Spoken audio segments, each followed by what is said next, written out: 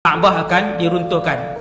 Dia ada dua cerita. Satu cerita zaman Imam Mahdi. Waktu Imam Mahdi dibai'ah di Mekah, kumpulan daripada Syria, tentera yang dinamakan dengan nama As-Sufyani, pergi ke Mekah nak berlawan dengan Imam Mahdi, nak runtuhkan Kaabah, tapi tak selamat. Satu lagi cerita, lepas kewafatan Nabi Isa, semua dekat-dekat nak kiamat betul tu, Kaabah itu akan diruntuhkan ketika makna manusia tidak lagi tawaf mengelilinginya.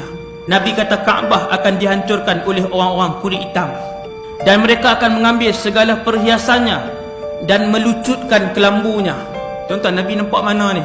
Tuan-tuan baca hadis ni, riwayat Ahmad ni, Nabi cakap kat sahabat, macam Nabi duk tengok ni, orang tu kulit hitam, betis mereka kecil, mereka mengangkat kapak-kapak mereka, meruntuhkan batu-batu Kaabah, mereka menarik keluar kelambu Kaabah. Ini antara mukjizat Nabi SAW.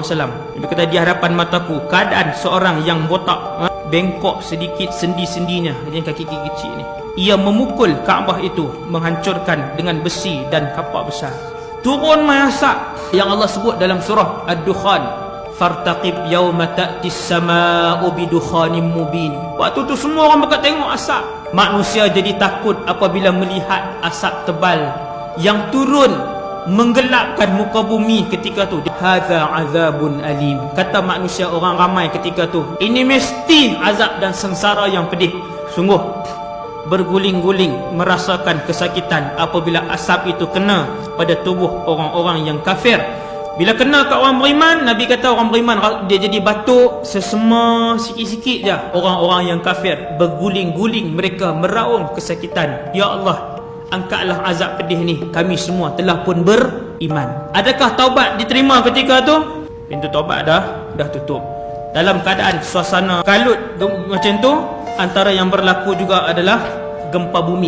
3 gempa bumi tu dia bergegang ni, satu di timur, satu di barat, satu di semenanjung Arab. Dia berlaku gegaran gempa bumi yang kuat. Ni manusia duk kalut ni, dah kalut teruk dah. Ketika tu Quran diangkat, Kaabah diruntuhkan, tidak ada laungan azan di atas muka bumi Allah ni. Orang yang Islam, minoriti yang ada ketika tu, semayang sendiri-sendiri macam tu je. Di banyak tempat bila sebut Allah, Allah, orang kata apa dia tu? Tak tahu. Dulu nenek moyang kami sebut perkataan ni. Kemudian keluar angin yang sejuk daripada Yaman. Ini kemuncak. Hadis ni riwayat Imam Muslim. Anginnya akan pusing seluruh muka bumi Allah apabila angin ini kena pada orang beriman, yang walaupun imannya ketika itu hanyalah sebesar zarrah. Dia reti sebut la ilaha illallah Muhammadur Rasulullah, tapi dia tak tahu apa dia. Maka angin itu akan mematikan dia. Sebab apa tuan-tuan? Selangkah sebelum berlaku kehancuran alam ini, selangkah sebelum digulung langit-langit ini, selangkah sebelum dihilangkan matahari dan berguguran bintang-bintang, maka peristiwa dahsyat itu tidak akan disaksikan oleh orang-orang yang Islam, yang beriman. Tinggal orang yang bukan Islam sahaja. Waktu itu berlakulah kiamat. Keluarlah api besar daripada selatan, daripada Aden, sebelah selatan Yaman, menghalau manusia keseluruhannya, dan ia adalah tanda besar kiamat yang paling akhir. Mula berlakunya idza waqa'atil waqi'ah al-qari'atu mal qari'ah idza zulzilatil ardu zilzalaha. Kemudian berlakulah kiamat. Selepas itu bumi akan dibiarkan oleh Allah SWT. Tak ada bumi dah, ditukar. Langit tak ada. Hak tinggal ketika tu tuan-tuan, yang pertamanya mahsyar saja. Syurga, neraka. Kita akan dibangkitkan ramai-ramai, kesemuanya akan menuju ke mahsyar.